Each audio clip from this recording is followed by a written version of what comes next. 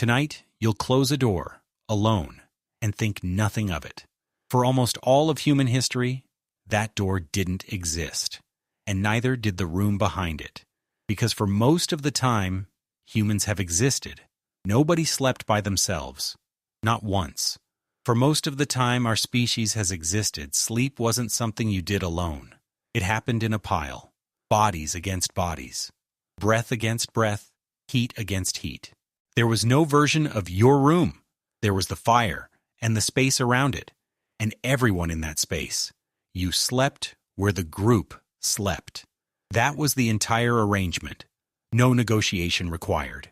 Anthropologist Carol Worthman at Emory University spent years studying sleep in societies that still live close to how most humans lived for most of history. In a 2002 chapter she co-authored with Melissa Melby toward a comparative developmental ecology of human sleep. She compared sleep arrangements across 9 societies spanning foraging, pastoralist, and small-scale agricultural ways of life, from the Ache and the Kung to the Balinese. Solitary sleep, one person, one room, lights off, door shut, barely showed up anywhere in that record. It wasn't rare, it was almost non-existent. Sleeping by yourself isn't the factory setting of our species, it's the outlier. So what does normal actually look like in practice? Among the Hadza of Tanzania, studied for decades by anthropologist Frank Marlowe, sleeping groups shift night to night, but one thing doesn't change. Someone is always within arm's reach. Among the Kung, documented by anthropologist Richard Lee, the fire wasn't only for warmth. It was the thing everybody in the camp oriented itself around, all night, every night, like a compass nobody had to think about. No one drew a boundary around themselves and called it private space. There was no word for that kind of aloneness, because there was no version of it to name. And this isn't only a story about the deep past. Even now, across large parts of the world, the family bed, parents, children, sometimes grandparents, sharing one room or one mattress, isn't the exception. It's still the arrangement most humans on the planet actually sleep in tonight. The private bedroom you're picturing right now, the one you probably grew up assuming was universal, is closer to a regional habit than a human default. Here's where it gets more specific than people slept close together. James McKenna, at the University of Notre Dame, has spent decades studying what actually happens in the body of a sleeping infant near a caregiver. Heart rate, breathing rhythm, temperature, all synchronizing without either person doing anything on purpose. His research found something striking. Proximity during sleep isn't just comfort layered on top of rest. It changes the body's own regulation. Breathing steadies. Arousal patterns shift. Stress hormones drop. Skin, warmth, the sound of someone else's breathing, an arm's length away. For nearly all of human history, that wasn't an indulgence. That was just what sleep was made of. And it isn't only sleep, it's touch generally, the kind that happens automatically when bodies share space. Tiffany Field, who runs the Touch Research Institute at the University of Miami, has spent over 30 years documenting what physical contact does to the body. Lower cortisol, slower heart rate, a nervous system that calms down when skin meets skin.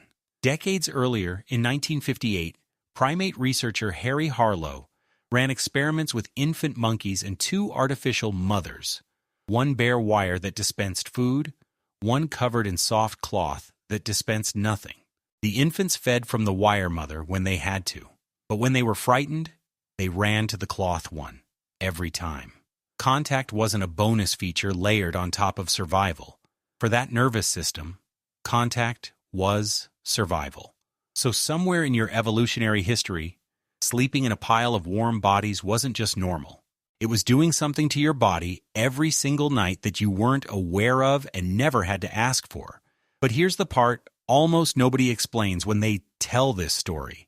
Sleeping alone in a private room isn't some natural stage of human progress, arrived at because it's simply better. It's an invention, and a fairly recent one. Historian John Crowley, who wrote extensively on the rise of domestic comfort in the West, traces separate bedrooms, one person, one room, to to a shift in European and American homes largely through the 1700s and 1800s, as privacy stopped being a given and started being something you paid for. Before that, entire families, sometimes entire households, servants included, slept in the same room, often the same bed, often the same pile of straw or shared mattress. Privacy wasn't a right that came with being human. It was a purchase, available first to the wealthy, then, slowly, over generations, to everyone else. And somewhere in that slow spread, the purchase got rebranded as independence. Which brings us to a study that lands closer to home than any of this probably feels like it should. In 2023, researchers Nicholas Gray and Craig Roberts at the University of Stirling ran an experiment with 60 participants to test whether touch could ease loneliness even at a distance. Each person had a video call under one of three conditions: audio only, audio and video, or audio and video with a simulated touch, a virtual high five, and answered a loneliness questionnaire before and after. The touch condition was the one that moved the needle. Even a simulated gesture of contact reduced feelings of neglect, one of the core measures of loneliness, in a way plain conversation alone didn't. Being physically near someone isn't the same thing as being touched by them. And going to sleep with no one beside you at all, night after night, isn't a neutral fact about your life. So think about your own body, tonight, in that room with the door closed. The restlessness before you actually fall asleep. The scroll that goes on 10 minutes longer than you meant it to. That strange, low-grade loneliness that shows up right at lights out, for no obvious reason you can name. Some of that might not be a mood. Some of that might not even be about your day. Some of that might just be a body doing exactly what it was built to do, waiting for warmth that, for most of its evolutionary history, was never more than an arm's length away.